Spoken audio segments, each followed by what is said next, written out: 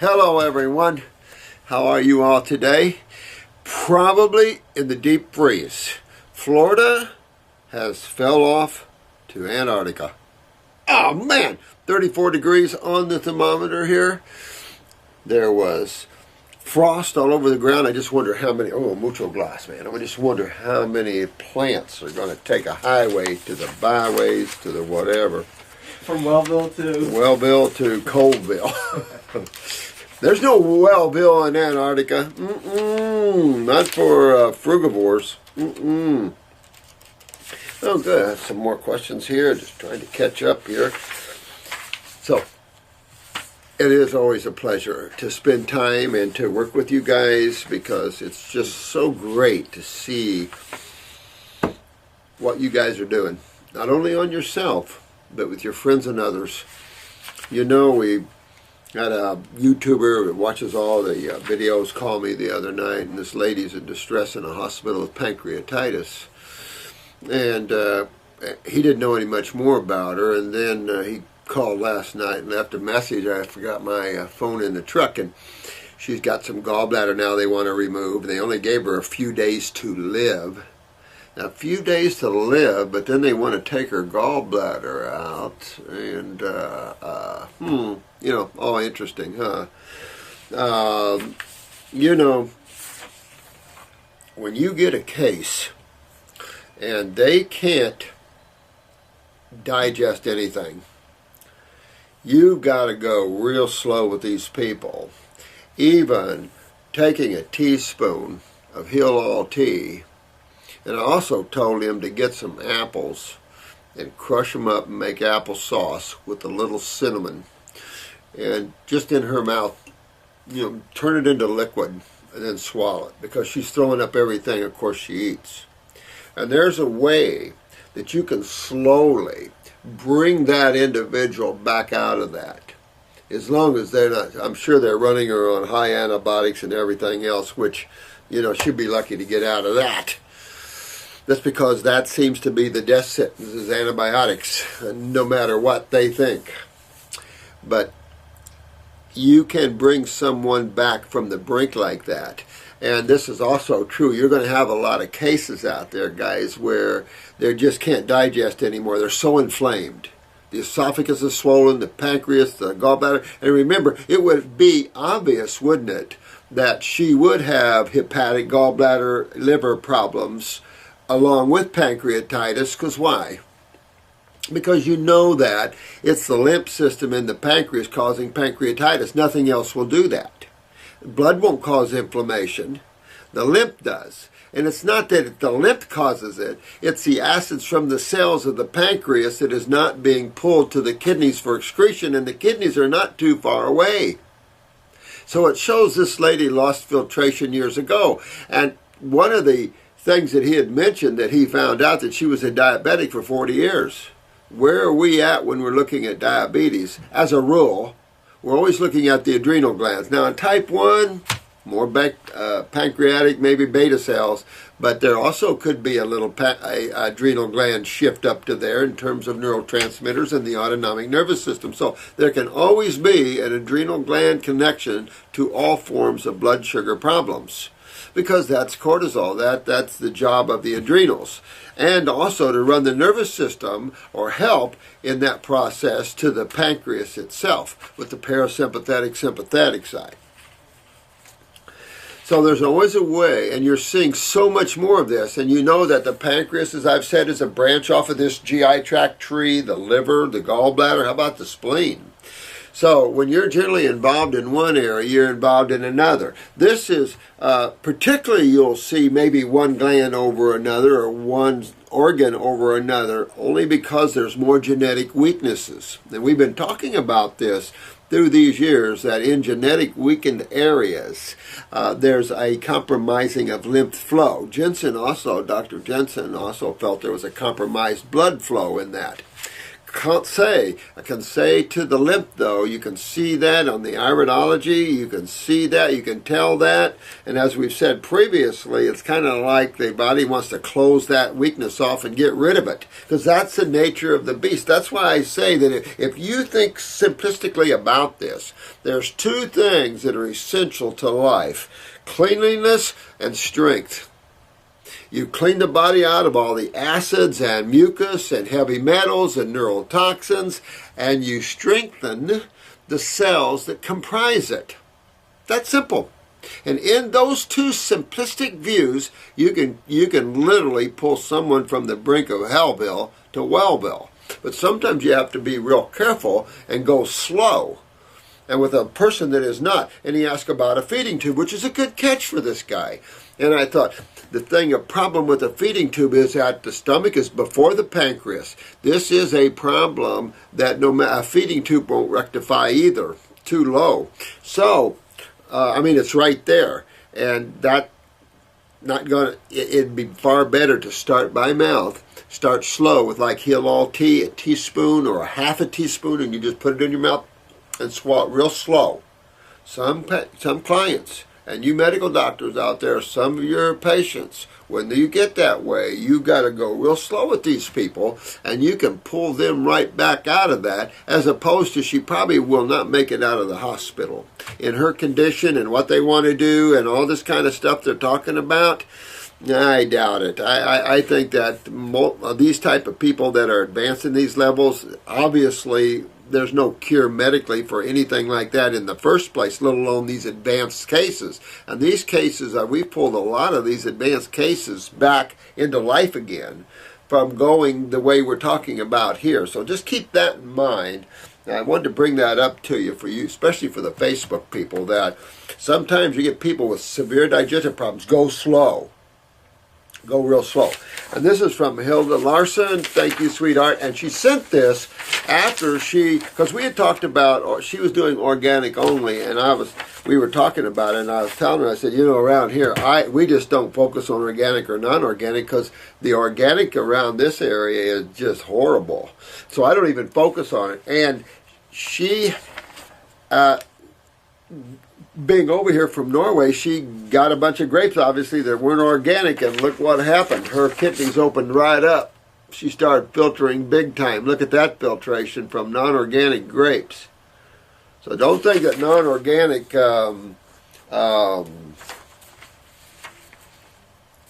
means that it's inferior, because she got herself filtering from non-organic grapes.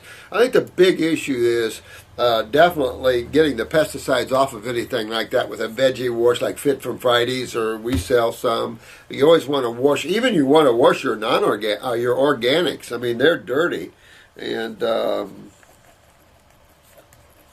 want to make notes so Chris can write this for you.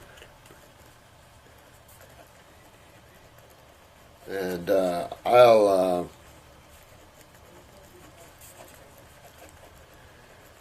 okay, so I want to make note. He puts that for you guys there. So I want to go ahead and get on these. So there's so many questions here that I want to make sure I get to. And this is from John. Dr. Morris, I know you say that the symptoms of dehydration and inability to fully rehydrate the body with water are a result of an acidic body. This is the current state I find myself in. No matter how much water I drink, I cannot rehydrate. And I think this is important, John, and I think everyone's important because we just think drink and you're hydrated. You've got miles of interstitial fluids, and I think it's important that men begin to understand the lymphatic system more as opposed to the blood system, what the job of each one of these do, and how important it is to be filtering these acids that you're creating, whether it's through athletic activity or just normal walking activity or whatever. You have to remove acids out of the body that you're creating, that each cell, 100 trillion of them, each cell is creating. I mean, it's just obvious that you need a kitchen and a bathroom in every home, and including this home here. There's a kitchen and a bathroom. It's nature's way. It's obvious. Just because the medical hasn't focused on it doesn't mean it's not there. When was the last time someone said, well, I've ruptured my lymphatic vessels? Nobody talks about the lymphatic system much, or the lymph vessels, except you guys and us. I mean, you hear it out there, but I don't want to say we're hyper-focused, because we're focused on that which causes problems, not the symptom of the problem.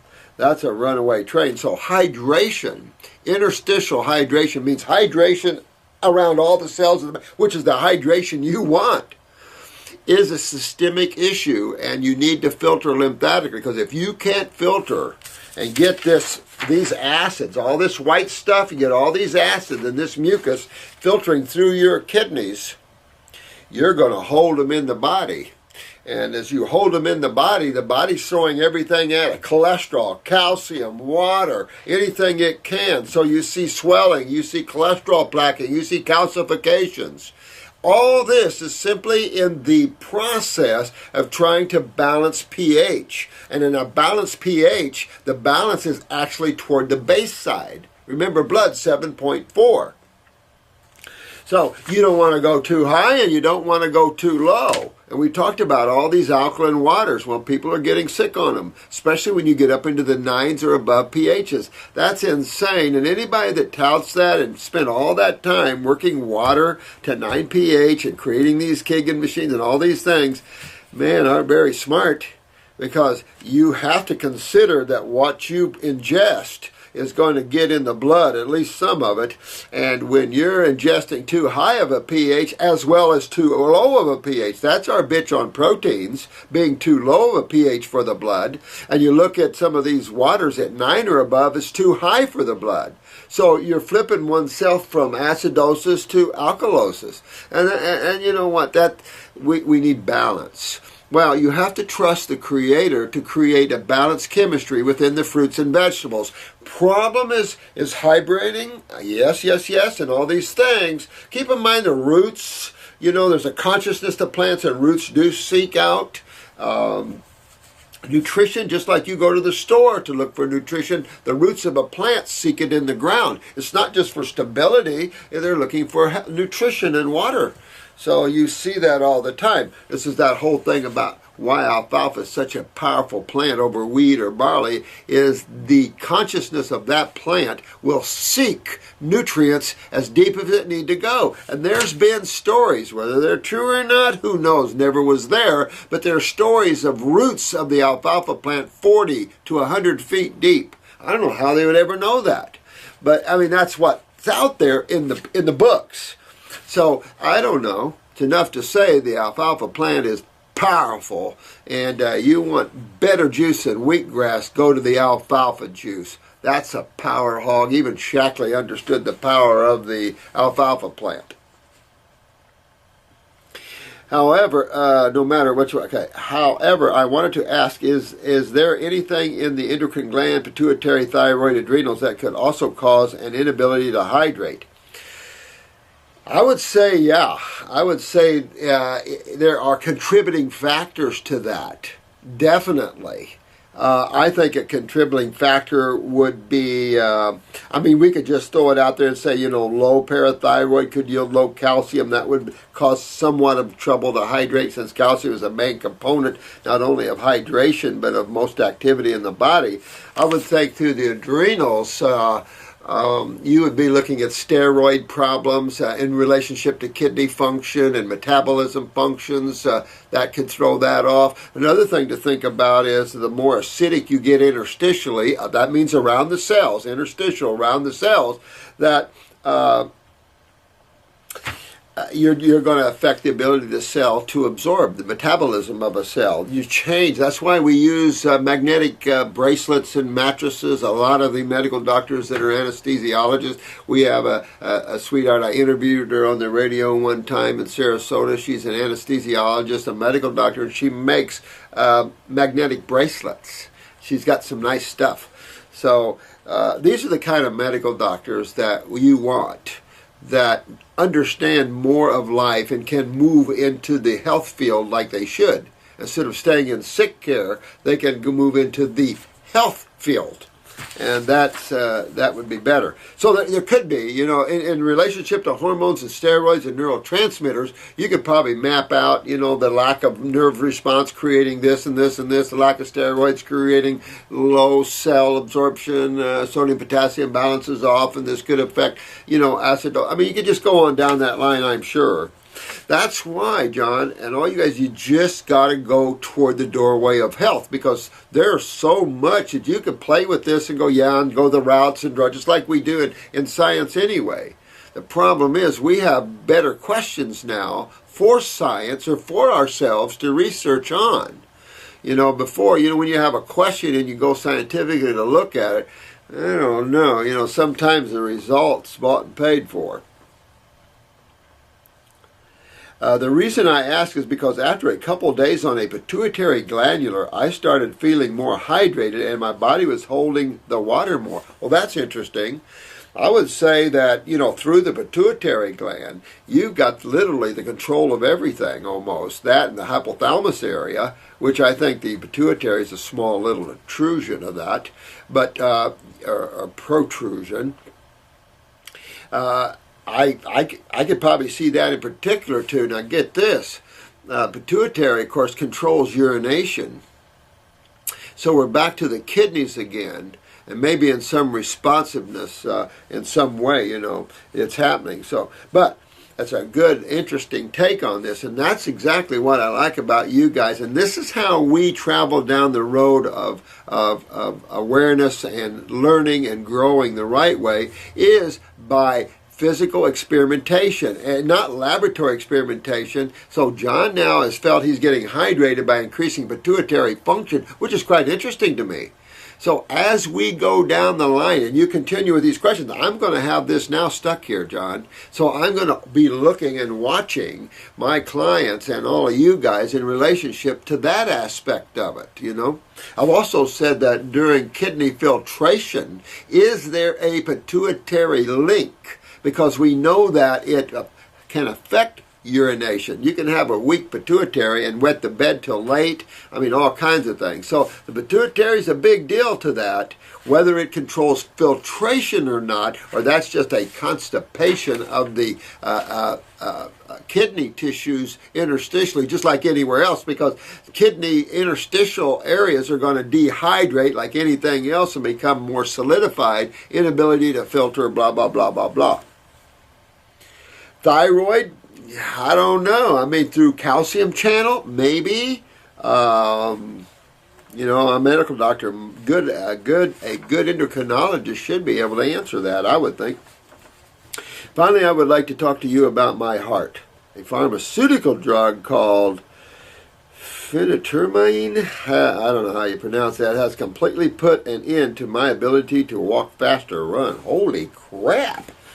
If I pick up a weight that's heavy enough, I get extreme palpitations, and I can feel the muscle nearly flatline. Holy crap! I went and got an echocardiogram done, and they said everything is fine.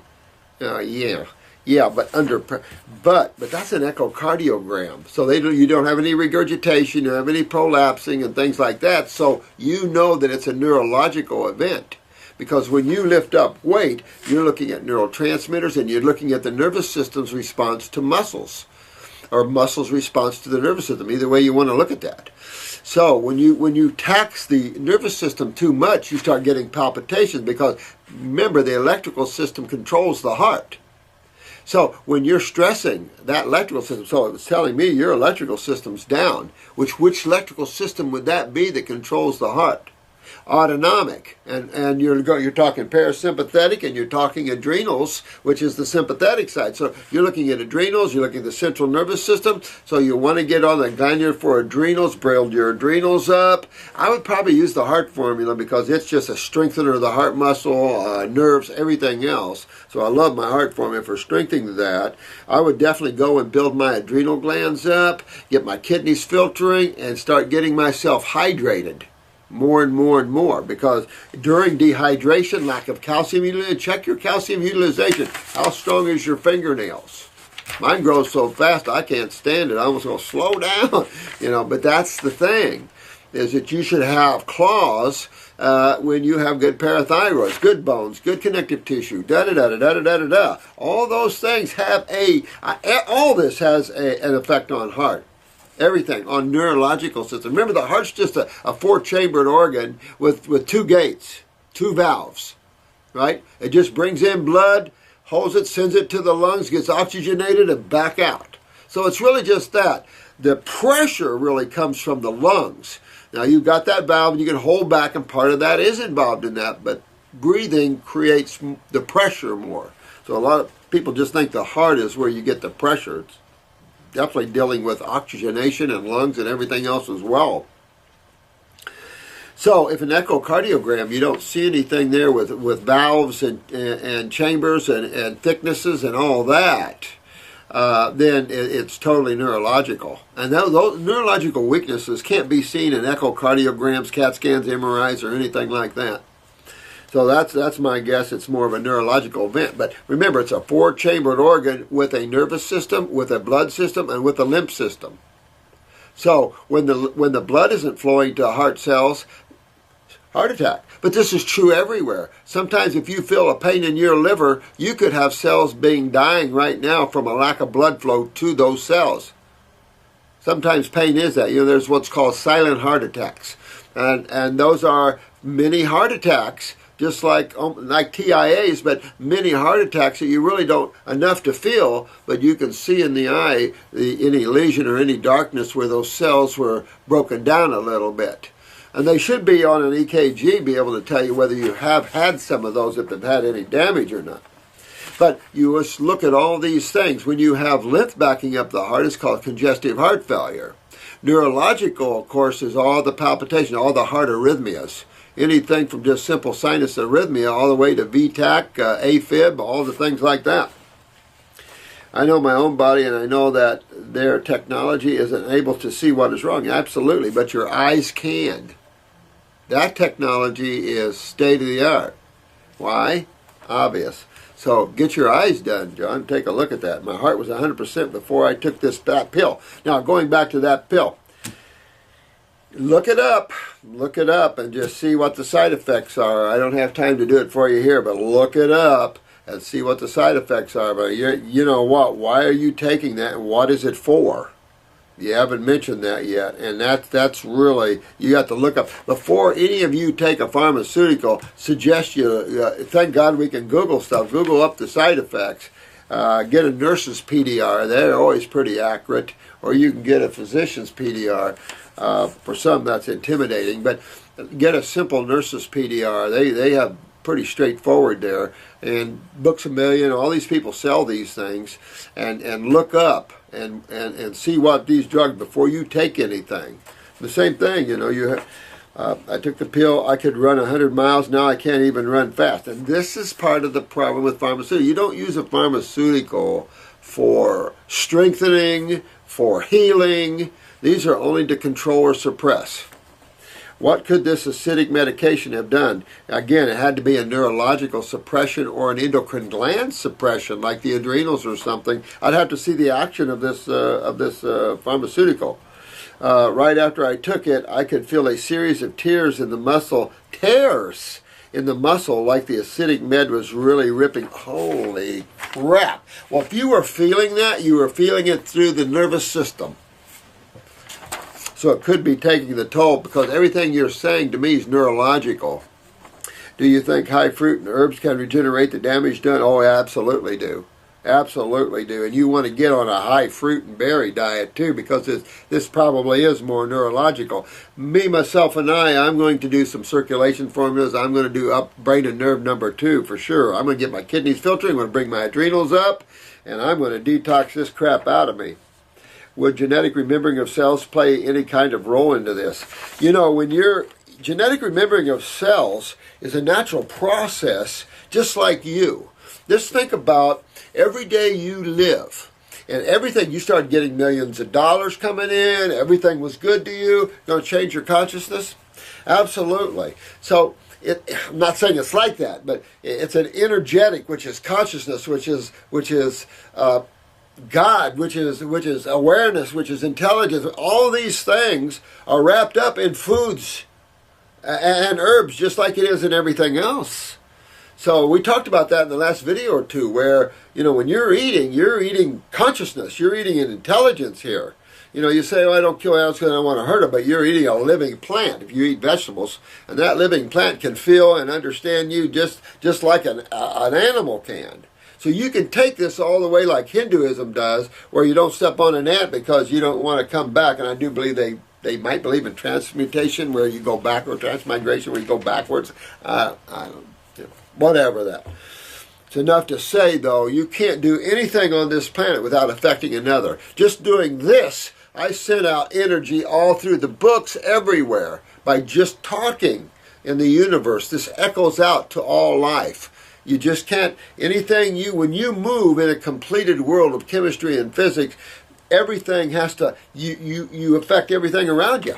When you throw a pebble in the ocean, those ripples go right on down the way. When you pour a bucket of water in the ocean, you raise the whole ocean, those sort of things.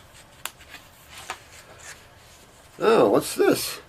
Rosanna, hi honey, I'm expressing my deepest gratitude. Oh, thank you, sweetheart. One life is not enough to pay you back. Thanks for, honey. Yeah, thank you, Rosanna. Love you.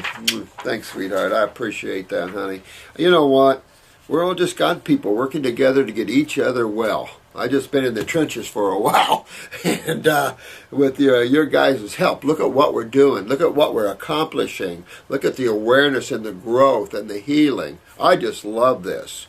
Like the lady, I'm so proud of Hildy Larson. See that stuff? Well, that stuff reflects a lady that was in a wheelchair for years, couldn't get out of it, bedridden as well. Hands tore inside from RA, and now they're almost straight again. She's got her patches. You keep working that out of her. She's not in a chair. She walked in here from Norway. That's the sort of thing that you can achieve. She's been focused, she's been right on, and that I'm proud of you guys that do that, because that's what it takes. No matter what you do 10 years from now, who cares? Who cares what diet you do 10 years from now? Because the only thing that matters is right now, here and now, and living in that moment, and being that raw, and being that health and dynamicness in that moment. Because remember, time is nothing but a succession of nows. We put time, distance, and all these factors on it only in creation. So I'm just so proud of you guys for doing this. My heart goes out to each and every one of you. We're always here for each and every one of you. And anybody that reaches out their hand, we will take it and help them. So, we try to help some of these advanced cases. Some of them, I can't get to them for the family, or they're locked in hospitals, and of course then you go through hell trying to get the physician, let alone the dietitian.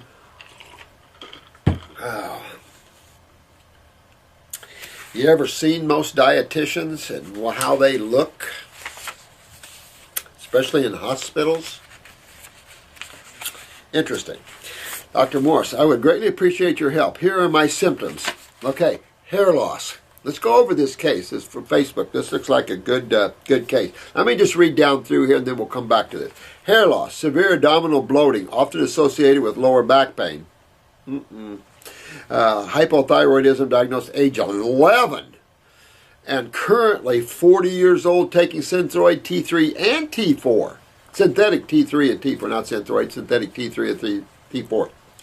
Late bloomer, puberty at 18. First period at 19. Holy moly. Hard time losing weight. Liver congestion, fullness. Salt and starch and oil cravings. Dry skin. Rashes on neck. Itchy.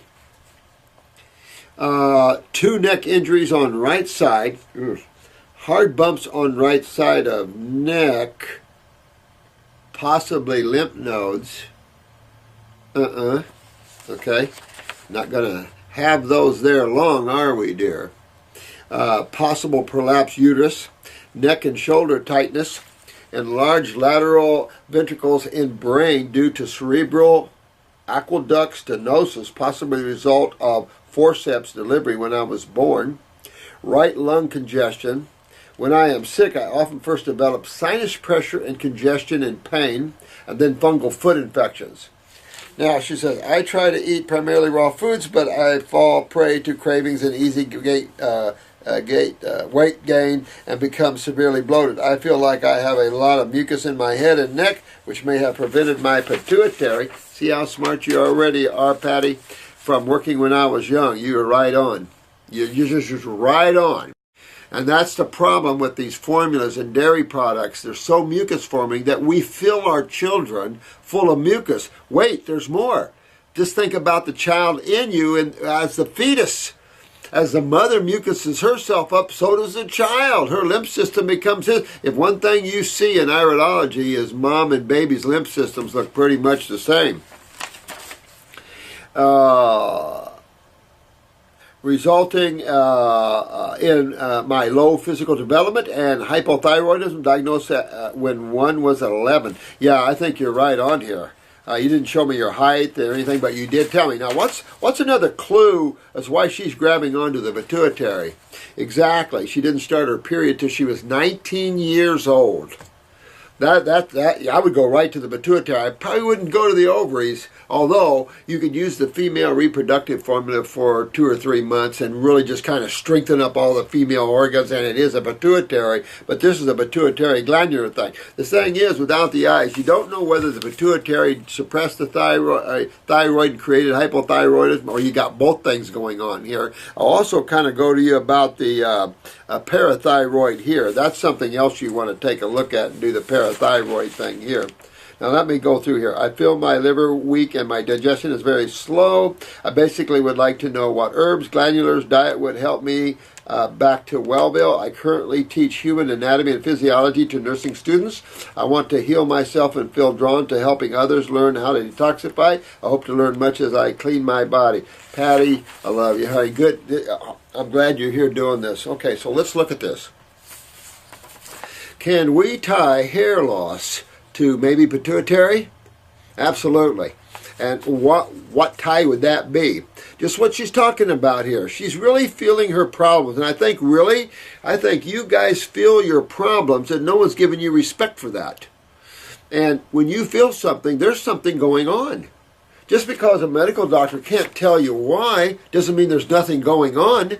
I've had clients come in here one after another tell me, oh, they told me it was in my head. They told me there was nothing really going on. And it's like, that's because they don't understand how to explain acidosis, true inflammation, what happens, mucus, proteins, and all of that. They don't know how to explain the lymph system and explain all that. They don't know how to do that. They weren't taught that.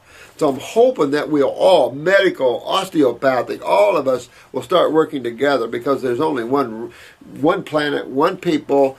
You know, everybody get healthy and have fun, you know, and enjoy their lives while they're here. As much as you can, I guess. Holy crap, looking around this globe is amazing. Anyway, hair loss, I don't like that. Shows extreme acidosis in the head, honey, and I think you're feeling just what you're feeling. Your head's full of mucus, and that's why when you want to start, you want a good cold and flu-like symptom, or you really want to break loose this whole GI tract under you. Under this head here, you want to start cleaning up the GI tract. This will start opening the door to let this move more. And you'll see what I mean, particularly as you clean the esophagus and the bronchi and spitting up mucus, you'll start to notice this is starting to drain a little more when you do that. And so you keep working on that GI tract. Now here's an obvious, kidneys. You want to jump back, Patty, and get your kidneys filtering. Because I know you teach A and P, but take a look at the role of the kidneys. Take a look at Hildy here when she started filtering here and what she's done on herself. But, you know, filtration is key. I can just tell you, no matter what field you're in, you get your kidneys filtering. You might want to check your creatinines there, Patty, and see where you're at on that. Now, severe abdominal bloating. She wants to get this before she gets ascites in the abdominal area. Now, just like she said, now it's associated with lower back. Well, what's associated with lower back? Kidneys. You know, and that, of course, controls the drainage of the liver, gallbladder, the pancreas, the spleen, the bowel wall itself, the esophagus. I mean, this whole thing. So this is really important that she gets her kidneys functioning. And, of course, there's going to be adrenal gland issues sitting on top of this person as well. So the hypothyroidism, I'm going to use a glandular. And the reason I'm going to use a glandular is the reason all medical doctors should use glandulars. When you go to synthetic or natural T3 or T4, particularly natural T4, it still has the same effect of any steroid, any hormone on an endocrine gland. You will lose your gland, and it does nothing for the calcitonin of the thyroid. And then what about the little parathyroids there? You know, so there's a wrong way. Glandulars are the best way to enhance the function of the cells of the gland without producing the hormones and the steroids needed. Because these things, the gland needs to do this. And so really working with that, but I think you're right on, Pat. I think you hit it right on the head. I think your pituitary has a big way there. Now, if you have a little insomnia too, if she had a little of that, you'd know her pineal gland is involved as well. So remember, we've been talking about it's through iridology that we learn the relationship of the GI tract to the head area.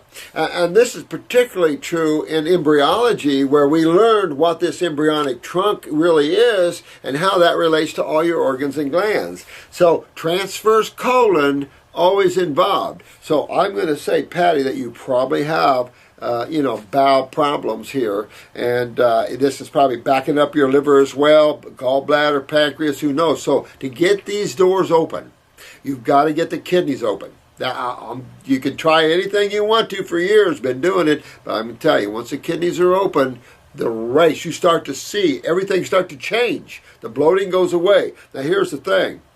This is why a good fruit and berry and melon diet is key for these type of things.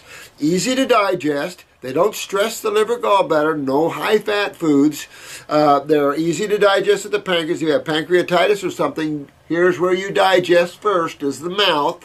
And you go real slow. For those, like we were talking about that lady in the hospital that's got pancreatitis, only a few days to live. You have to spoon feed slowly, take in slowly, digest. You don't stress. Sometimes you're walking like on pins and needles to pull this person back. I'm telling you, but it can be done. She was a late bloomer. Of course, that goes everything to what she said, pituitary. She's right on with that. Hard time losing weight. Now, she's polarized to the very foods that you would have with adrenals. And let's go back down to the fungal foot infections. When you have adrenal gland weakness, you can just about chalk up the fact you're loaded with candida or fungus. And when it starts showing on the toenails or the fingernails, that's not good because you're loaded. So go to that commercial for Lamisil where it shows that little fungi opening up the toenail and jumping in. And how interesting that you see them, all the other little fungi playing in what appears to be sewage. That's your lymph system, because in that system you have proteins, you have your carbons, your fermentations. You have all that also within this lymph system, as this is the carrier mostly of acids and proteins, but still there. So you're going to see this. To fix the toe fungus, first of all, I'd be on Parasite M for 2 or 3 months, easy. Fix my adrenal glands, stay away from starches, but she's craving them. So the thing is once you get a hold of the fungus, you'll lose your craving. I did. I got rid of my fungus. Well, I can say I got rid of it, because I don't think you ever can get rid of 100%, nor should you try to do anything like that. Because these are creatures in life that are essential to our atomic structure, to getting this movement of birth, life, and death. We need everybody here. We are the ones that create the opportunity, the culturing medium, if you will, to this process. And the problem is, the more sewage, the more carbon unmetabolized, we're going to create all these problems. Hard time losing weight. Now, if she's got the thyroid and the adrenals, that's a double whammy, and that really makes it hard to lose weight. So she wants to inspire the pituitary through a glandular. I would come over here. I would do the pituitary glandular for about 2 bottles. Because it's definitely a genetic thing. I do 2 bottles, 1 a.m. and 1 p.m. capsule-wide. I'd probably pick up the parathyroid with that one, add kelp, do 1-3 times a day on the parathyroid. Separately, I would hit the thyroid with a glandular. Now, when you start these and you're doing these, Patty, just remember that too much, your heart will start racing. For me, if I'm taking something that's going to build me and strengthen me, then I'm going to titrate, meaning come off of slowly that which I'm taking artificially.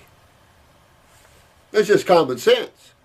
Because you don't want to. No medical doctor should ever want you to live forever on those. Medical doctors should run to a gland. Oh, look, I can help my patient. When you have medical doctors that say they want to help their patients, but then scuff their nose at these things, they don't really want to help their patients.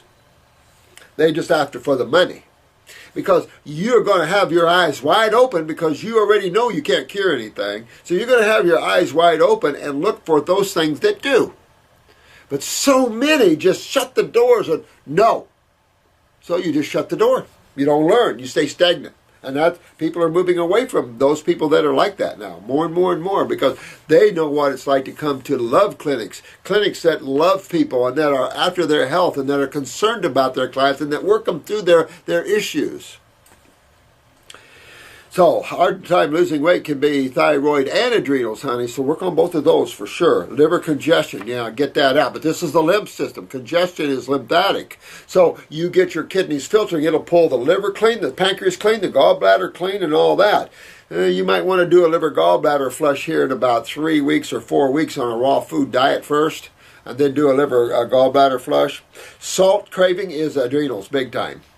That's sodium, potassium out of balance. That's your adrenals. And that is a given. Starch, totally fungus. You crave starch, which is complex sugars, not simple sugars, complex sugars, mono, di, and polysaccharides. Monos are simple.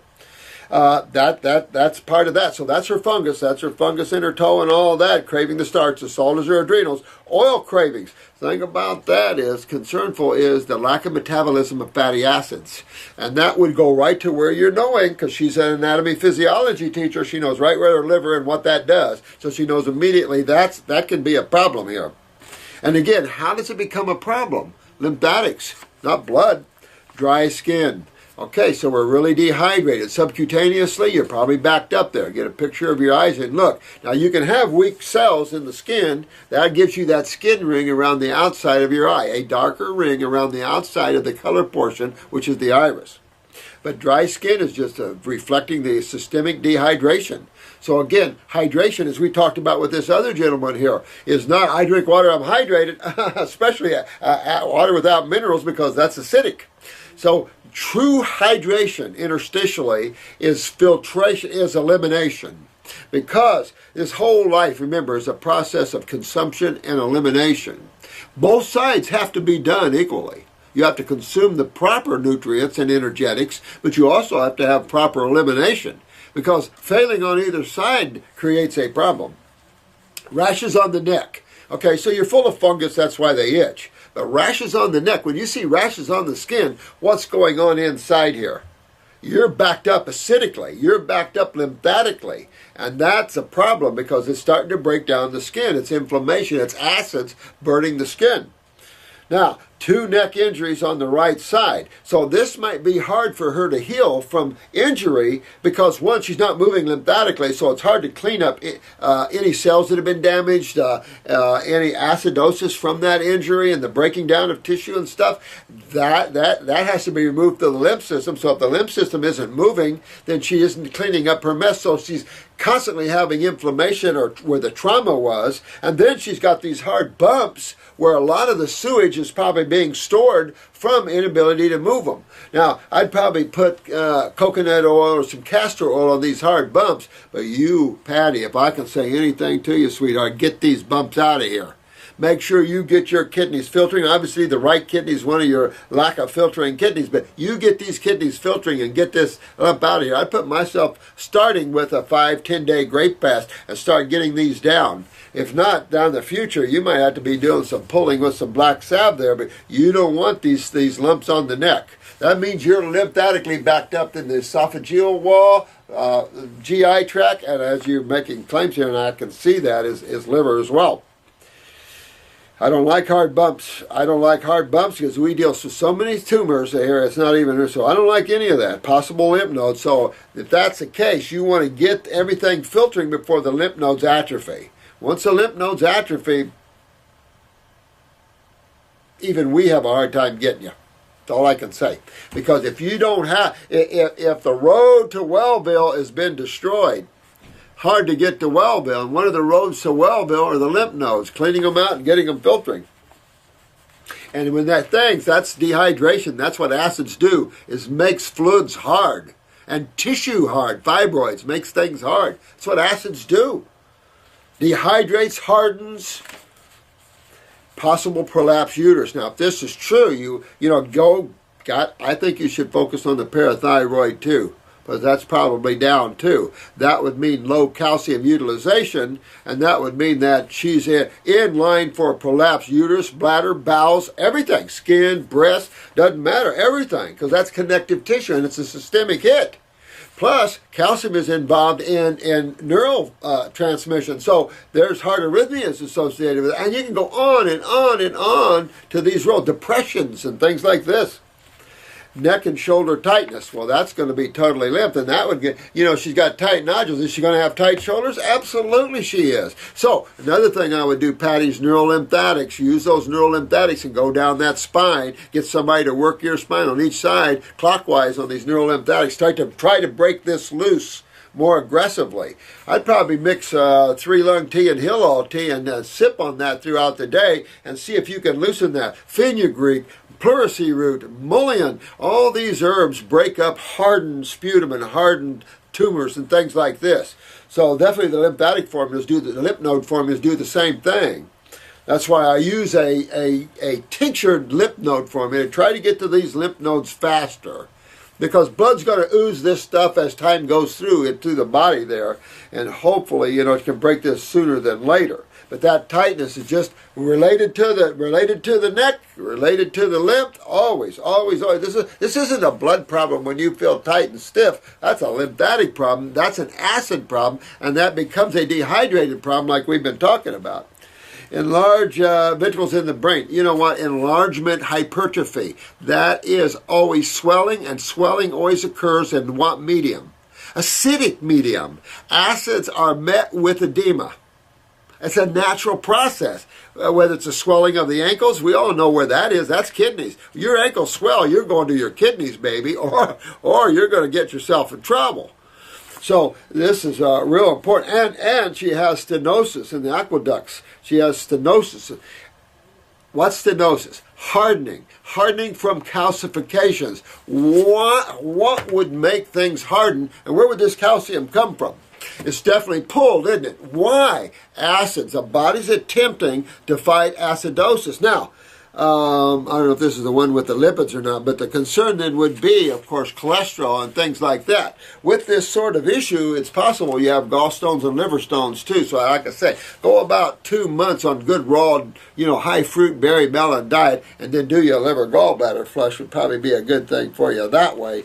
Getting hardness, hardening, stenosis, calcifications, all about the same thing. How do you dissolve that? You only can dissolve that in an alkaline or base medium. Acids will just increase that problem. So, again, this is why we go back to the fruits, berries, and melons, or the veggies. We're doing this to bring that balanced base chemistry into the body to create hydration. At the same time, we have to fix why the lymph system got backed up. Why did we settle in with acidosis? And you're going right back to those adrenal glands and the kidneys, all of which control everything that we've been talking about. Now, right lung congestion, well, you're loaded all the way through. You need to detox, and that 3-lung tea or lungs 2 will also help you. It's a tincture. It'll help you to open all the bronchi and lungs. Now, you're probably going to go through some bronchitis, some cold and flu-like symptoms, maybe even a little pneumonia. Don't freak out. Nobody dies from that unless they go to the medical doctors. No one dies from pneumonia comes in here. We get devil walking pneumonia all the time. You don't get anything. You don't die from anything like that. You die from the complications of or the treatment of things. Time people wake up to some of those things. Of course, there's always ways that you clean yourself out, keep yourself breathing, all kinds of things that you can use. The problem comes in when you Facebook healers, is when you get people that are extremely mucused up. And generally we call those COPDers. Not only do they have an extreme mucus problem, and not only with maybe some scar tissue in there, but they also have the adrenal neurological connection to the lungs. So you're working neurologically in these asthma, COPDs, which is asthma all the way up, a chronic obstructive pulmonary disease, you know, that sort of thing, and you just clean this out. So you're probably going to have some time of healing crisis up there, and be happy when you do. Don't be upset. Be going, I want that, because I'm going to breathe better, I'm going to smell better, I'm going to hear better, and I'm going to start removing acids that later become my tumors and my cancer. So that's why this is so important.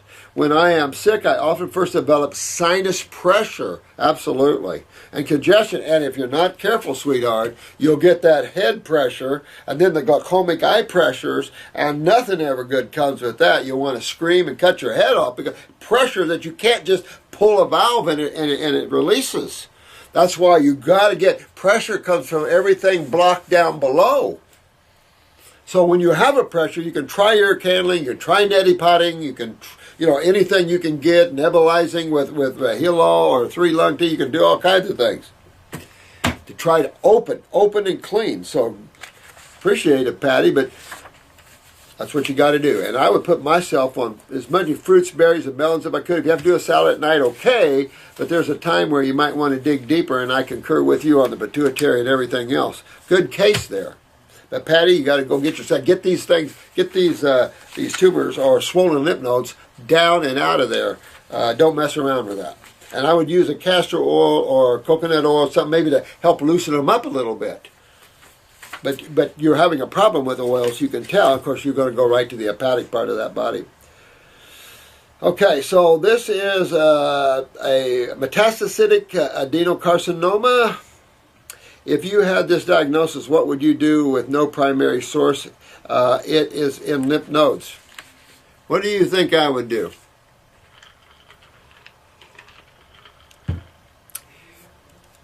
I would immediately terminate any foods other than fruits, berries, melons, and salads, which is not much for me. And I would immediately go into fruits. And I would probably shortly thereafter go on an extended grape fast, if it was me, to pull these out of there, to pull these lymph nodes clean. I'd go just what I'm telling you guys. I would not do anything different to myself than I do to you guys. There's no way, because anytime I learn something I do to myself, I do it to you guys. Because that's how it works here. There's nothing good for one that's not good for another here. I'm going to dig in. I'm going to dig in yesterday, because this isn't good.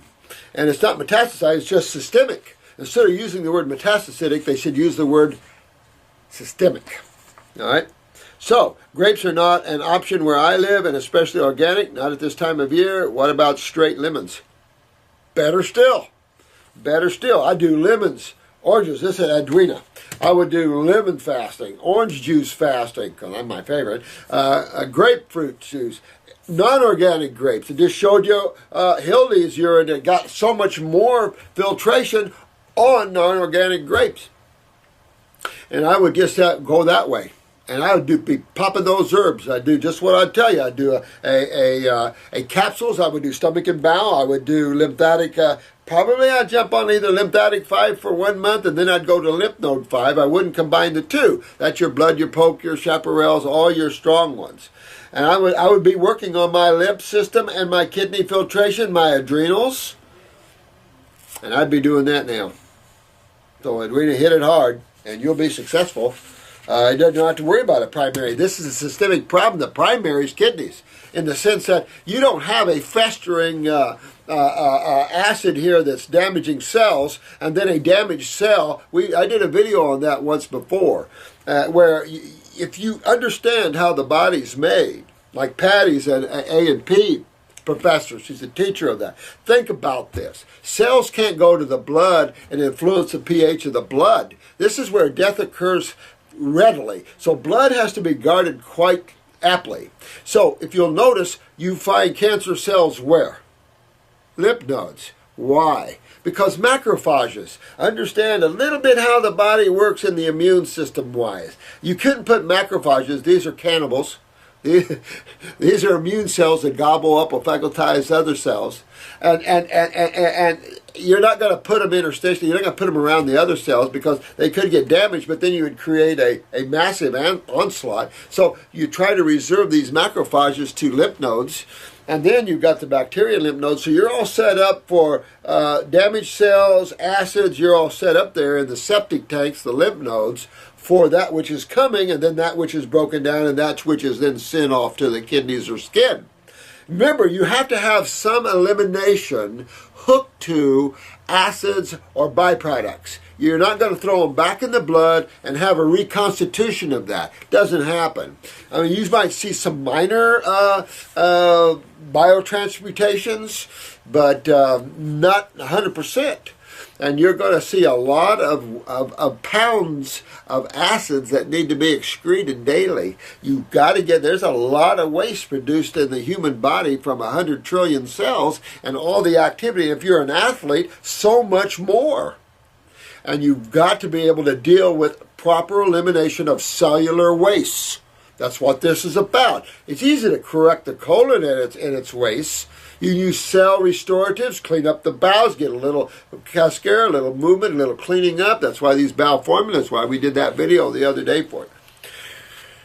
This is much bigger problem because it's head to toe. That's why you see the word metastasize. I mean, it's stupid. You can't take a cell out of your liver that's been damaged by an acid that's mutated and broken down, and they call that a cancer cell. Can't pull itself out, run itself into the blood, find another group of cells like the lungs, scoot in interstitially into these cells, and scoot over and say, move over, I'm a cancer cell, I'm going to make you one too. That's stupid. You've got when you have a systemic acid, when you have lack of filtration of the kidneys and you have a burning in one area, generally your genetic weaker areas first, you're going to have it in multiple areas. You're going to have hot spots all over. Go get a thermography scan. Take a look at where you're hot. How do you fix it though? How do you fix it if you're hot in the head, hot in the butt, hot in the feet? How do you fix it? Kidneys, adrenals, kidneys, adrenals. Get that lymph system filtering through there. Hydration. Change your diet. Change your lifestyle. So I'd really get your butt moving, honey. You don't want to sit around and play with that. Most of us are all aware that this is a detoxification group. Almost all of the advice given to detox is to eat your berries and melons. Sometimes fasting on melons too. That'd be good. A good fast on a good watermelon. I bought 2 watermelons on the side of the road yesterday. I can't wait to dig in them. I wanted fresh orange juice this morning, but I wanted to dig into those watermelons. They're seeded, so I'm just keeping my fingers crossed. He said, well, they're not as red as they should be, but they're as sweet. I'm going, oh, okay. So we'll see. I have one problem that most of us are not aware of is the rich potassium in these fruits that can be dangerous to a person with acute, subacute, or chronic kidney failure. You know, I disagree with you there. I totally disagree with you. I can tell you that you're going to have potassium problems if you get all the way up into dialysis and stuff, and if you're starting to move that way, you're going to fix the kidneys. But you can't stop eating potassium-rich foods and think you're going to get to Wellville. It's a wrong thinking. You got to fix the adrenals and the sodium-potassium pump, and you got to fix that. These are not dangerous to the yes, if you get too high of potassium. Same thing with too high of any mineral. But you can't play that game, and I've detoxed a lot of dialysis patients where the potassium went way up, but they're on a balanced program and nothing has ever happened to them. They can medically deal with potassium if you want to, but you don't stop fruits and berries and melons because you think they have too much potassium in them. That's playing that ridiculous game. Well, I can't have that because it's got calcium in it. I can't have that because that game never wins. That game never works and never wins. You got kidney failure, you better get your butt on fruits, berries, and melons. There's no one knows that better than I do. I'm the kidney guy. And I can just tell you that I've worked at a lot of kidney failures and transplanted kidneys. And I can tell you the fruits and the berries and the melons are loving the kidneys. Remember, it's a kidney adrenal problem. Fix it. Use the herbs. In my experience working with kidney failure patients, I have been many rushed to the ER or even resulted in death due to high potassium. Possible, but you're bringing balanced chemistry into the body. Just because the potassium ratio, you have to fix the adrenals and kidneys. You're going to be after them with herbs as you're going anyway. And I've had a ton of this with dialysis. You can have your potassium worked on with, I know they have phosphorus binders and stuff like that, but you can play that game. You can't play that game with foods. These types of kidney conditions cannot regulate and buffer electrolytes such as potassium, but they can in a short order, and you can fix that. You can rebuild these kidneys, and you can fix that. I've never had a problem one in my 43 years. So you might have someone that eats a high-protein diet and everything else continue to lose kidney failure and die from that, but not from eating fruits and berries. I just want to throw that warning out there as us detoxifiers to be careful about giving advice on going on melon or orange fast to people with major kidney problems. And that is a problem, though. And this is Scott. And Scott, you're 100% right. But if you are that advanced, then the medical doctors already have you on a pharmaceutical for that. And I would be looking at that part of that. But I've ran fruits, berries, and melons on kidney failure at every level you can think of and restored more kidneys than you can shake a stick at. So I've never had that problem, but I've seen that. We see that all the time in dialysis, phosphorus and potassium. But you're right on about the kidneys and the ability. But you can work it up to do that and never had a problem. But at the same time can be mistaken for a healing crisis. Well, here's a good point. And if Scott brings up any good point to me, it's the one like that one. Don't be so quick to put everything into the healing crisis category. Because it is true that most things when you start on a raw is healing crisis, no question about it. But if you have someone that has renal failure at that level, you've got the stats, they're in the medical, they've been to their medical doctors, you have an eye on that, they're doing frequent blood works, they're probably on dialysis at this level. So you have all of that kind of being under control in that way. If you have someone that's not on dialysis that has a potassium problem, run them with vegetables for a while if you want to, but then get them up on the fruits and the berries and the melons later. But you can definitely come back and run them on green drinks and vegetables for a while you're using the herbs for the kidneys and you're working on the adrenals. You could do that. Absolutely could do that. Mm-hmm. But a good point that Scott's making here, and that is, you can't just say a person is having a healing crisis. You want to get into what's going on there. If you suspect they're suffering too much, can't breathe properly, shortness of breath too much, that's the time you send them in the ER and have the ER stabilize them, see what's going on. Because we don't have access to labs unless you write a script or they go to a lab and get workup, and you know what you're doing with that. So there's no shame. The problem is ERs are just so-so, but still, they can stabilize you. And if you have a client that is that bad, then you can have the ER work with you or a medical doctor work with you, whatever. And you can have that protection or stability that they can stabilize a person in that way. But we stabilize a lot more than the ER does, let me tell you. But with that said, I send people to the ER all the time. And that is people where their heart's racing or this is happening, that's happening, and I don't know why. I'm going to send them to the ER to see if they can find out why for me.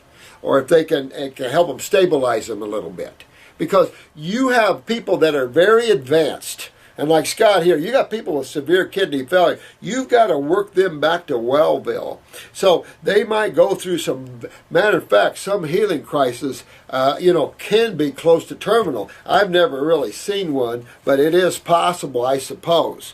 That's why you want to guard everything. Guard the breathing, guard the urinations, guard all these things. And when you're in an advanced case, I have them get blood work every so often and watch the blood work, or have them have their medical doctor do the blood work and watch the blood work. And if you need help with blood work, that's another thing. Maybe we'll do a little blood education video where I go over a blood report so you guys can learn how you read it. I've got it in the book there. I put a whole chapter on reading blood workups so you can get an idea. Buy a lab book so you can see what these different labs mean. It doesn't cost very much. You can go to Books A Million and you can see what all these liver enzymes mean, what all the cancer markers mean, what all these mean, and learn that. That's what medical doctors did. They just learned what these things mean.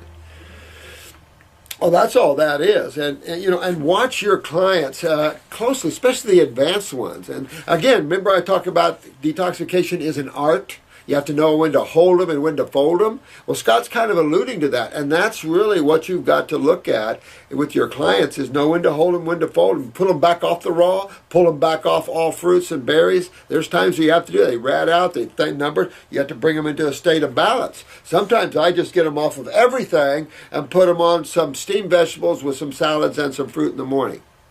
I've done all kinds of things to try to bring my clients through this wilderness of toxemia and acidosis and mucus and all the things that man has created within himself.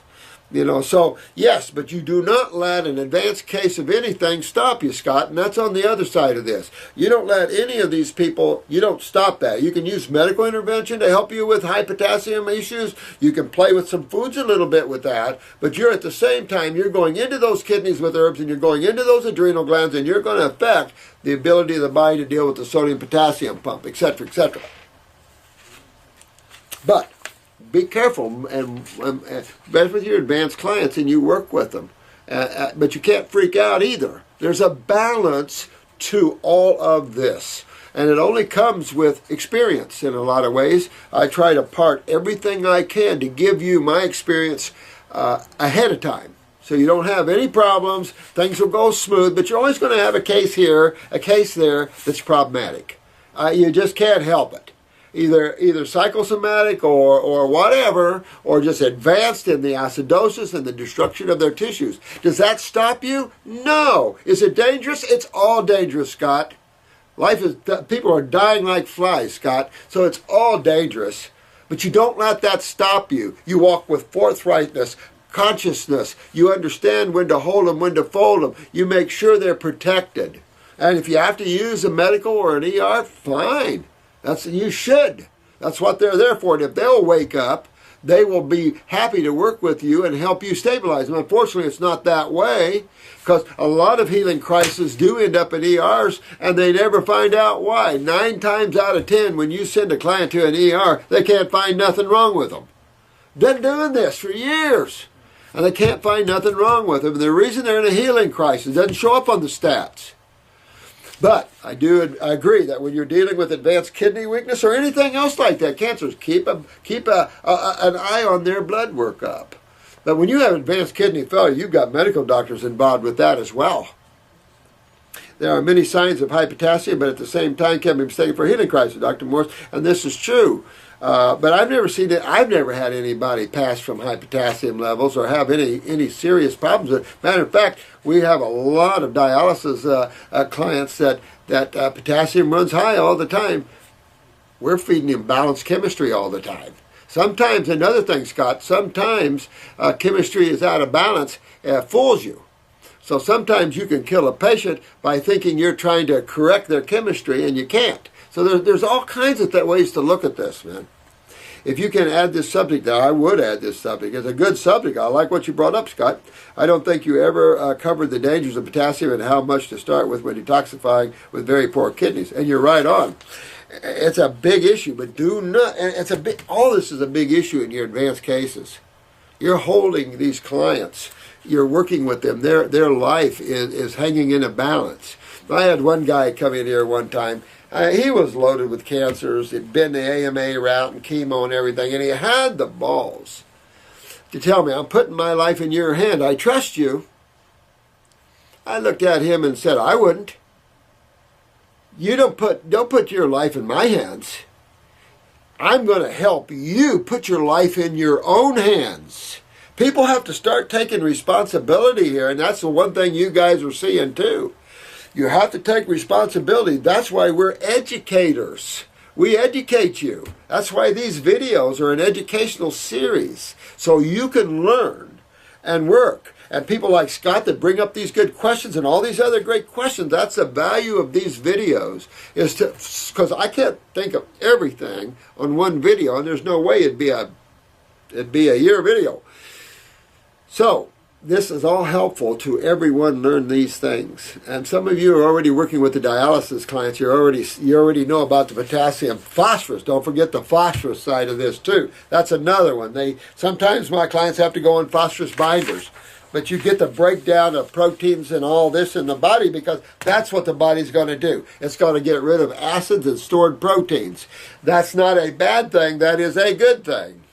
And so you just have to work your clients through these things. I would watch the healing crisis, make sure they don't sound too advanced. But I've had them all the way from paralysis to, I can't tell you. I mean, I've tried to go over some healing crisis in our healing crisis videos, but I've had everything you can imagine. It would freak out normally anyone. You're going to have once in a while an advanced case. Don't freak out. You know, when someone falls on the floor in paralysis, you freak out. Oh my God, I knew it was a detox symptom. And there are detox symptoms where chemistry goes radical. But with the kidneys, Scott brings up a good thing. You're always going to have mineral imbalances, neurotransmitter imbalances. It's a whole mix, because you not only have kidneys here, it's not just advanced kidney problems, it's also advanced adrenal gland problems, because they control that, not just the kidneys. So you've got adrenal steroid problems here too, Scott. So you've got to get into the adrenal glands with your clients like that, not just the kidneys. Okay, next YouTube video, holistic detox clinics. Anyone? Okay, this is good. Shannon and any of you guys know good detox centers around the world here that do pretty raw, you know, and that they have a good level head on their shoulders? Let us know, because we want to compile a list of these centers, because people are always wanting to go to a nice center and everything, and there are some out there. We haven't been keeping track of them. People tell us about them, but we haven't been keeping track of them. And I know there's some of you guys down in Costa Rica that work with people too, so you can send me your thing too. And we'll try to get more people to come to these places and work on their health. It's nice to go where it's warm and you got plenty of mature, ripe fruits. It's just the energetics, the consciousness. Here's one. Look at this one. Dear Dr. Morris, why is neurological Dr. Perlmutter, now we have a Dr. Perlmutter, and down here he's a chiropractor, telling people with neurological issues to eat flesh or fresh butter, a small piece of daily dark chocolate, avocado, eggs, organic raised beef, fish, red wine, and coconut oil with nuts and seeds, claiming that these foods put out the fire of inflammation. Holy crap. Dr. Perlmutter, you should smack your own butt. If you don't know what you're telling people here about these foods that reduce inflammation, I don't know. Acids never remove inflammation out of the body, and you've recommended a ton of acid foods here for people. That's insane. There's never been anyone on this planet rebuild their nervous system with these foods. I don't care who says it. That's been my specialty for 40 years, is the neurological system. It's hard enough. Look at all the cases we have on YouTube of MS and all these neurological problems. Go ahead and eat your fish, but these people have been eating this way. They're ridiculous, claiming that these foods put out the fire of inflammation and that egg yolks are soothing on the brain and feed it the good fats that the brain is made up of from restoring its nutrients that have been lost.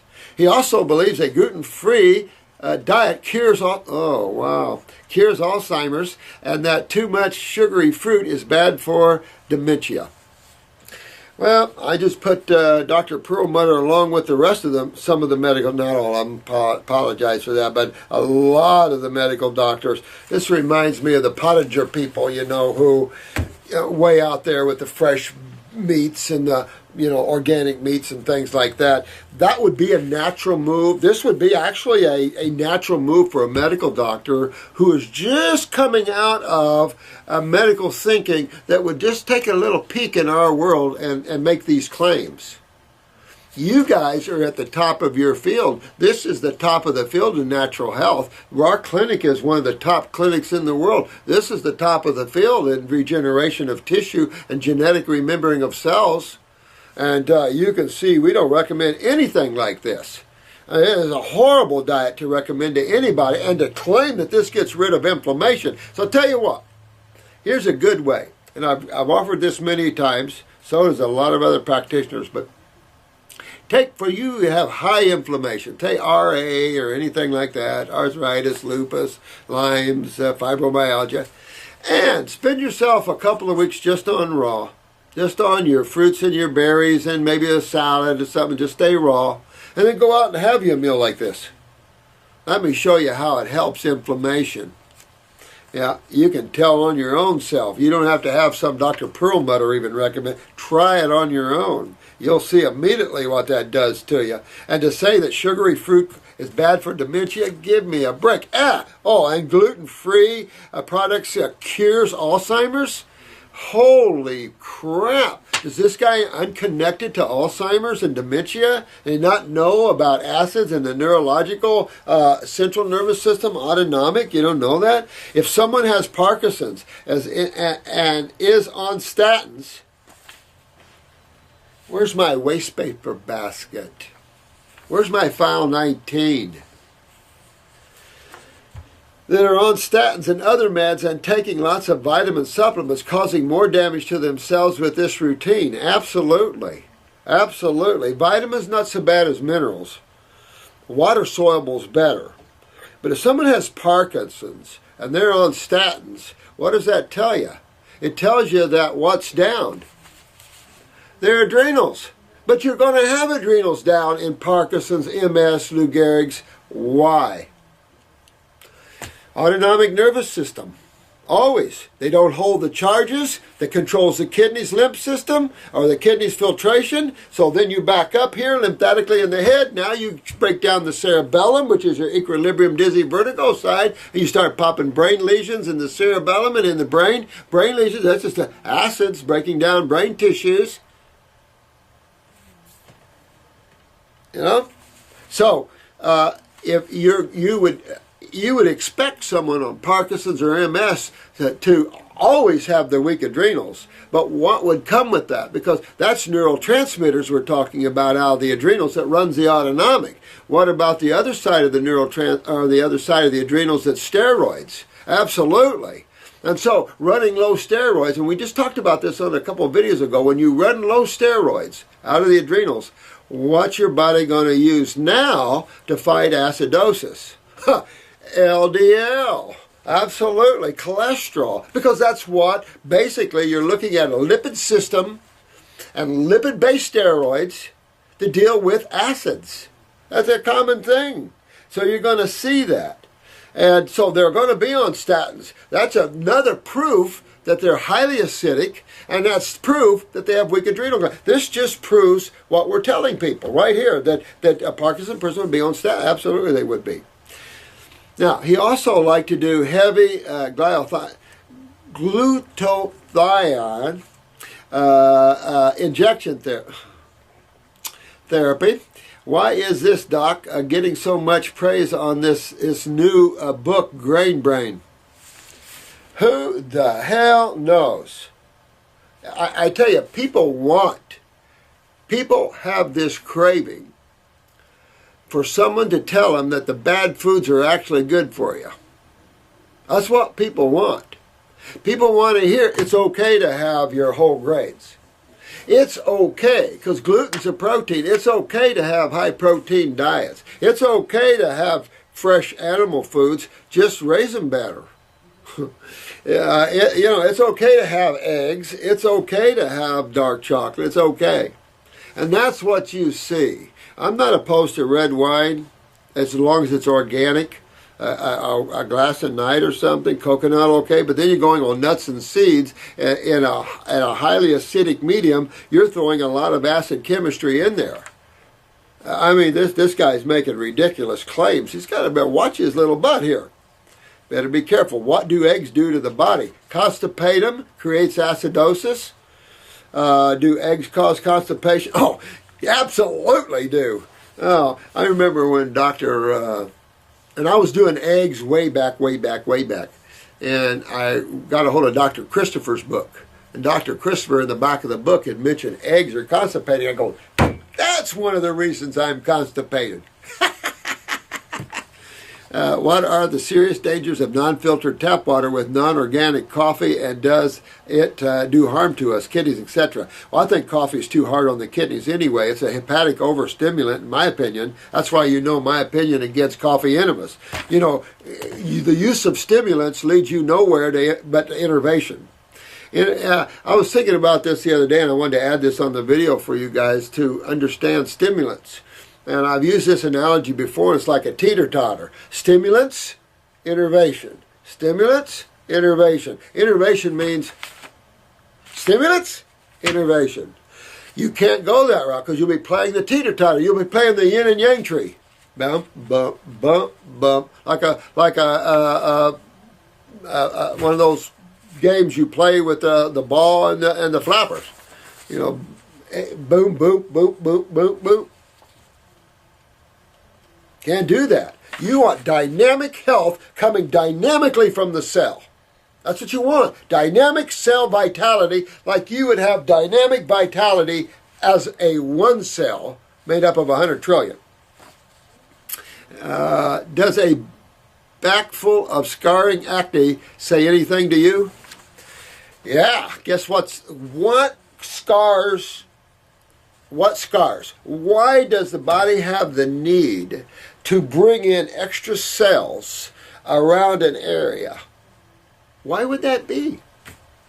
Go back to bone fracturing. When you fracture a bone, if you look at the x-ray, the body builds a lot more cells, or bone, however you wish to look at that, all around that fracture. And it does it because you know the body's going, ooh, how did that happen? I need to secure that area. I need to strengthen that area. So I'm going to overdo it to lock it in there so it won't fracture. They've always said you'll never fracture in the same place. You'll fracture above or below that. And that's, of course, assuming you have good parathyroid and you're utilizing calcium and da-da-da-da-da-da-da-da. So when you have scarring down the back, that tells me you have major lymphatic drainage down the back, and the lymph nodes and all that down the back. You're having major drainage problem from the kidneys. And that's true of scarring on the face or anywhere else. It's just sad to see that. I was watching that Adam, you know, from the Maroon 5. We have his couple band members come see us, and he, you know, it pushes that proactive or whatever it is for scarring. It's like, Jesus craving, man. Somebody get to him and tell him it's his internal. And I don't know why his bass player, whoever, you know, we've got one or two of his, as Maroon 5 come see us. I don't know why they're not telling him how to fix this. Okay, why would acne occur at 18 years old? Scary? Scary. And it occurs a lot younger. And it's not that it popped up. That means your lymph system isn't moving. But remember, in the younger people, they're having major lymphatic problems, major kidney, major adrenal problems, which is yielding major neurological problems, major kidney problems, major lymphatic problems, major cancer problems, going balding at age 20. You're seeing all kinds of sad stuff. Does a back... okay, let me see here. Is this the diet of... or the vaccines or the kidneys? It's going back to kidneys, of course, which is going back to diet. And, of course, vaccines, that's just... You know, vaccines are just toxins, especially neurotoxins. That's obvious. There have been way too many cases of seizures and neurological failure after the use of vaccines. There's been so many, I just can't believe we keep touting them as being viable way. We got rid of smallpox and everything else, and missing the fact that we cleaned up our sewer systems, missing the fact that we don't do polio creeks anymore running through towns. We've cleaned up ourselves. Although internally we haven't done much, you guys are. This is a big issue people have to become aware of what is right and what is keeping them from getting back to their health. And you're right on with that, Gary. This is Gary, and he brings up a good point. Whenever you see redness, scarring, you see, this is all acidosis and the breakdown of the human body. There's only two sides of chemistry. I know medical lives in the alkalosis side, and I've always said that's been your problem. But outside of that, look at chemistry, look at what acids do, look at the nature of acids, play with some acids a little bit. Go out and get you some battery acid. Nah, I wouldn't. And hydrochloric acid in your stomach breaks down flesh, doesn't it?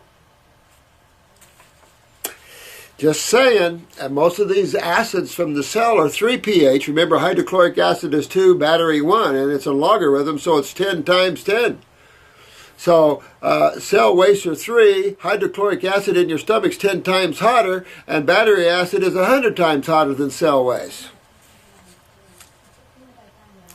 They keep worshiping Dr. Oz, who is 30 years behind, but it seems like he means well. Yeah, Gary, I think he means love.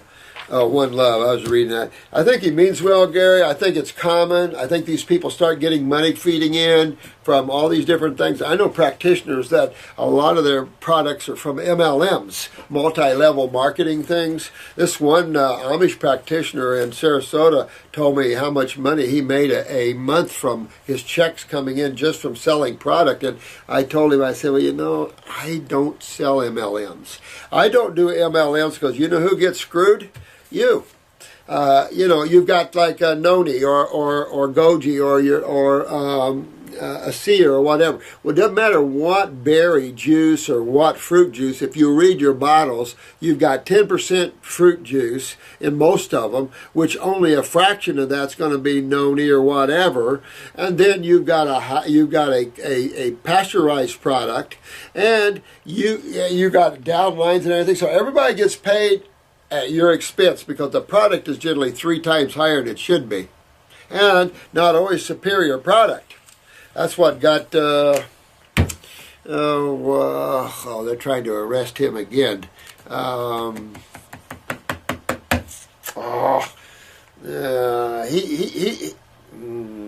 Trudeau. They're trying to he was in a big MLM. They got him for that one. I was in that MLM though. And I learned through being in MLMs that no way, and when I realized who's getting the shaft on these, I quit doing it. I would never do that. And some practitioners make tons of money selling MLMs, and you guys are sitting there paying all these money for a little bit of juice. I mean, ridiculous stuff. And it's not just that. Rexall Drugs has an MLM. And in that, they have spray homeopathics and herbal tinctures. And they might even have more now. That was a lot of years ago. Rexall Drugs. Out the front door goes the pharmaceuticals, out the back door goes the homeopathics and herbals. Serpents speak with forked tongue. Hi guys, it's okay if everything's on the table and everybody knows what's up. And that's what we're trying to do with these videos, Scott, with the potassium they were trying to get. So I appreciate every question you guys bring up in the process of education. Hi guys, I've been following your instructions on detoxifying myself on a raw diet and your herbs. I decided to undertake a water fast. I was wondering if you could clear up a couple of questions I had. Must I use distilled water? No. You can, but you don't have to. I like an energized mountain water myself. But if you want to fast on distilled water, make sure if you have your own distillery, you don't use plastic. And if you're buying distilled water, don't buy it in plastic. That's the problem. Just go to the store and buy distilled water and taste it, and you'll taste the polycarbons. You'll taste the plastic. It's void, so it leaches because it's void. Anything void, chemistry is going to pull into it, right? Diffusion, osmosis. Must I use, should I continue with Dr. Morris's herbs whilst fasting? If you're going to go on a water fast, I wouldn't. Maybe the bowel formulas, a lot of people use the bowel formulas during fasting and got out stool 20 and 30 days into. But I wouldn't. I just go enjoy the water fast by itself. Would the addition of lemon juice to the water be a hindrance or an ally to the cleanse? You know what? There's one point I'm going to say a little of each. because even a little bit of lemon juice is going to evoke a little bit of digestion, which is going to evoke a little bit of energy use, which is measurable, really. But, you try both. Try a 5-day water fast, then try a 5-day fast with a little lemon in the water, and just see the differences on you. Be interesting to see how you come up with that. But it would only be it's just, the further you withdraw from food, it appears that nature has a huge draw. A good example, any of you have done water fasting, look at the difference between how you feel and how you feel the pulling on a water fast versus a little fruit juice fast. You'll see a huge difference. And then going to a dry fast. I don't really recommend dry fasts, at least right now, but something to think about. Good questions, though. Well, I'm going to have to go. I thought I'd get as much of these in as I could, but my God, I can't keep up with you guys. No, but again, a lot of you are asking beautiful questions, and I think these are good questions to learn with, because you are going to have your advanced cases here, and you got to be prepared for them, and you got to be smart with them. And being smart is the key to our side, because medical doctors don't think we're smart. We are smart, and we know how to deal with things. But also, there's also this caring too much for facts and figures. I've seen a lot of deaths created from reading blood work. I've seen transplants happen that shouldn't have happened from reading blood work. So you've got both sides of this, Scott, and you got both sides. So balance, awareness, definitely. But don't let that stop you from tackling the complex. You get a difficult case, always have their medical doctor run stats and work with you on that. If they won't, find another medical doctor that will. We all should be working together, medical, naturopathic, homeopathic, all working together to the wellness of mankind. And that's not what we have. But the head of the American Medical Association, several years ago, under a question of 60 minutes, and the head at that time of the AMA said, "Let buyer beware." How do we protect people from medical doctors that hurt people? Let buyer beware. Hardly an educated answer, would you say? I'm an old farm boy, but when you have the head of the AMA give an answer like that, I thought he should at least lied. Hi, Doc. How would you deal with a child with, what is this? Aging disease. Yeah! I always wanted that. I saw a story on that the other day on Discovery Channel. It made me sick to my stomach. And the other thing, where they get hard as a rock. They turning hard as a rock. What do you think's doing that? Which side of chemistry? I think there's all kinds of help for these people. I think there's every help in the world for these kind of people, and I think these kind of people need to see you guys or us, because we need to get these people on raw, turn around the glands, stop the aging processes, get the pituitary under control, get the adrenals under control. That's what you're talking about. Get the kidneys filtering. On both of these type of cases, those that get hard as a rock and stiff, man, that's sad. And there's no help medically for these, and there wouldn't be, because they don't understand that whole side of that. So whenever you get these aging diseases where the little 3-year-old is actually, looking like they're 20, things like that people get hard as a rock. I forget what they call that. I saw the show the other day on that. I'm going, oh my God, it's worse than what I thought. So these are the people that need us badly, badly, badly, because that's the first thing you're going to do. You're going to bring hydration into a highly acidic medium. What side of chemistry hardens it? It's not the base. We don't play with base chemistry way up in the 14s. All right? So we're down. Most of it's down in the acid side of chemistry. And that's the side that hardens, dehydrates. So it's a no-brainer that you're going to run with these people on a raw food diet. That's a no-brainer. High fruit, berries, and melons, you're going to get into all the endocrine glands and make them well. And the reason they go down, of course, is acidosis and lymph. So by correcting these, and any genetic weakness, you're going to remember that. You're going to bring that weakness up to a higher level of health, and you're going to work that weakness out of these tissues. And you just have to work with them like that. There's nothing, no condition that this can't be effectual with. You might have advanced cases that's real tough. Might be working a couple of years to get them. So what? So when I see these people stiff and they have to pick them up and everything, my heart almost started crying. I said, how do we get to these people? Because this is what we need to do. Good question. Excellent, Paul. Good. This is what we need to do is get to these people, Paul. That's why you guys are so important. I can't even overstate how important you guys are, because we have so many of these souls. Now, karma, okay? So I understand that side of it. I want you to know that. I'm still passionate about suffering and getting rid of it. Even though I realize I'm being pulled a little bit into that matrix, I still am trying to do that in the now, to where my energy's pulled into there, but I'm not. See what I mean? And so this is the thing. But we can't we've got to turn this around so good karma is being created by even these people. We can let them have an opportunity to work out their karma, their problems. And they don't have a place right now to work that out of, because man hasn't risen his consciousness up. This planet is a very spiritually deprived planet. That's why you guys all your spiritually enlightened, awakened souls are vital to this. Not in the funkiness, in the upliftment and the enjoyment and the merging with the God force again. Really important. Hey, Dr. Morris, this is from Mike. Hi, Mike. My girlfriend recently moved in with me, and she just turned raw and is working towards becoming a fruitarian. That'd be wild. I tell you, it would be, when man gets to that level, it'll be such a humble and joyous experience to be around other humans.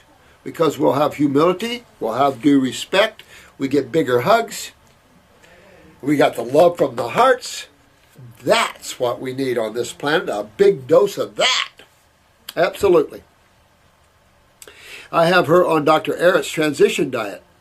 She asked me to, there's been so many greats, Arnold Ehret was such a great guy. Too bad he had to pass that way. But I see that when practitioners give, or when an individual gives all they can, and they've given all that they need to give, boom, they're taken out.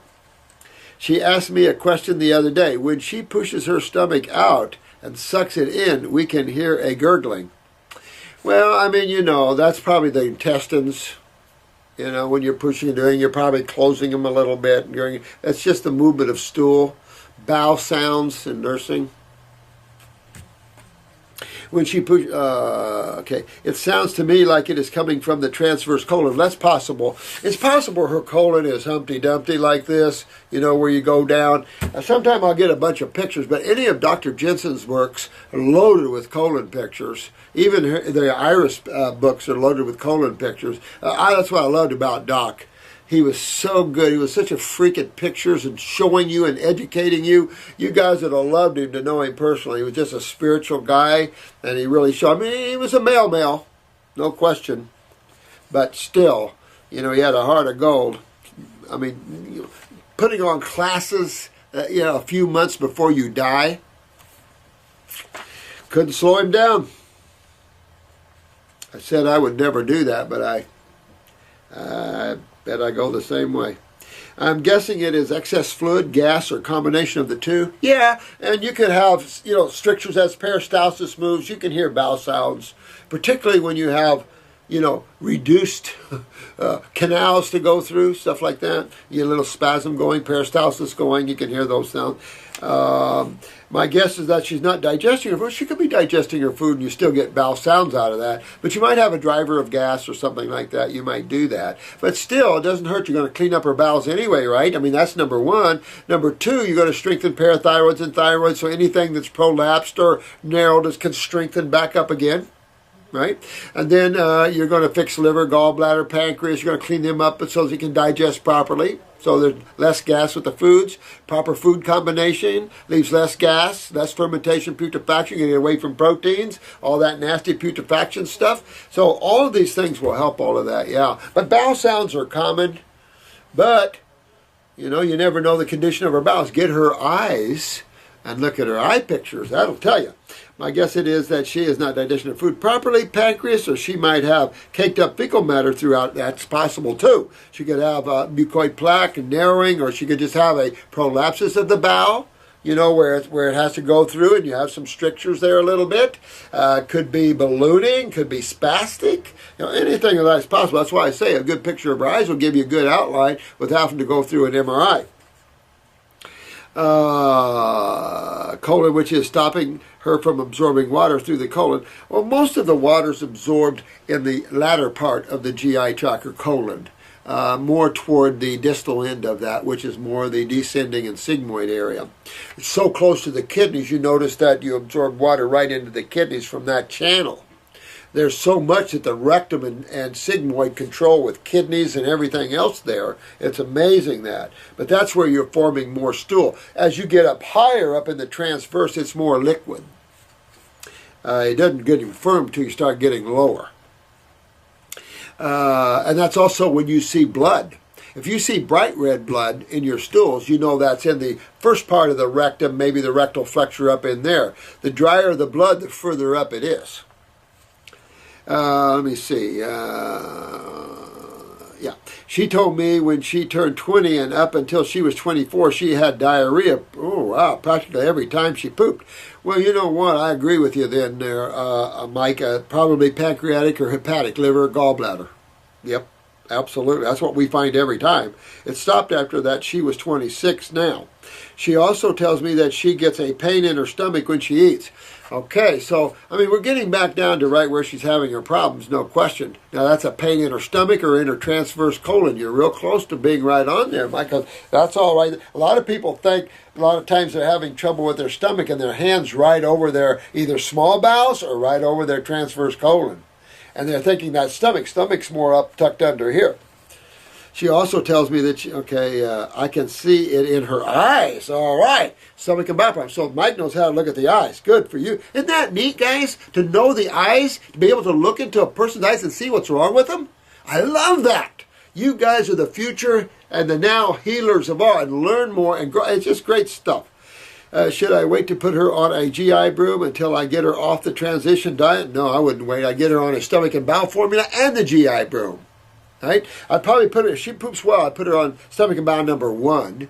And I'd probably, the lymphatics and the kidneys, and let her run maybe a month or 2 on that, and then hit it with the GI broom, maybe, if you don't want to hit her too hard. Until I get off her transition and get her kidneys filtering. And the GI broom can help the kidneys filter, so, maybe run a month or something, then get her on the GI broom. But my experience, the GI broom worked the best when I was eating fruit exclusively. Wow. That's good to know. Okay. Mike, thank you so much. I'm going to run here, but I'm going to answer it. See, you guys get me. I can't get away from this. Many of the herbal formulas are beneficial in helping with chronic fatigue, but frequently say, if not caused by Epstein-Barr virus, can you discuss a little of the difference? Well, Epstein-Barr is just a virus. Viruses haven't got anything to do with, except cell, I'll just say from the immune response. If you looked at viruses as a modus operandi for an immune response, you have to have something that initiates something. After that, you're not going to have your body initiate macrophages or anything like that unless there's a reason. So you need an initiator. You need to say, hey, look over here, like we have a signal. Come on, I'm over here. That's what a virus does. Remember, we talked the difference between HIV and AIDS and Hep C and hepatitis. The differences between having a viral load and having actually inflammation or the destruction of cells as a result of acidosis, and then the viral adhesion to the cells and immune response from that. Those are the ones that are the bad. That's AIDS. Then you start to see the liver enzymes going up with Hep C's. But you can have viral loads and not affect enzymes and things like that. Really, when you see chronic fatigue, now Epstein-Barr virus is easy to detox out of the body. Almost everybody has some stint with Epstein-Barr. But the adrenals, chronic fatigue, adrenals, neurotransmitters, low blood pressure. Also remember thyroid too. That too, both of those down can cause chronic fatigue. Too much fungus with the weak adrenals, chronic fatigue, sucks your sugars down. So too much fungal overgrowth rob energy. Low neurotransmitters from the adrenals, always adrenals and chronic fatigue. They don't point to those things. They associate virals with these things. Can he discuss a little difference? What formulas beyond parasite? Lymph, kidneys, adrenals. Get your kidneys filtering and clean these viruses out of the body. Viruses are easy to clean out of the body if you get what? Your lymph filtering. That means blood's filtering better too. Everybody filters better when the kidneys are filtering. Livers are clean, spleens are clean, blood cleans, lymphatic cleans, everybody's good. And should someone use for after effects of Epstein-Barr virus who was never treated with antivirals? No, you never had after effects with Epstein-Barr virus. I've had so many Epstein-Barr viral cases in here. No. Thanks. I know a couple of people, myself included, that could use this info. Absolutely. Just detox Epstein-Barr virus out of you, my friends, and get those adrenals up, and you won't notice anything wrong with that whatsoever. All right, I got to run.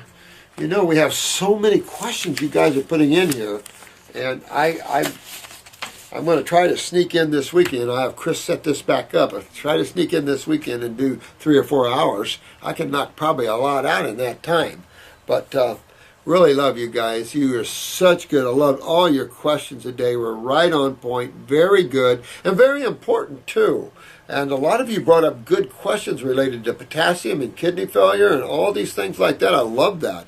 Because each of you are going to run across these things as you work with dialysis patients or you work with your advanced kidney weakness. But don't let any of these advanced states ever deter you from going after a person's health. These people are in trouble and there's no hope any other way except for kidney transplants. And that's no fun.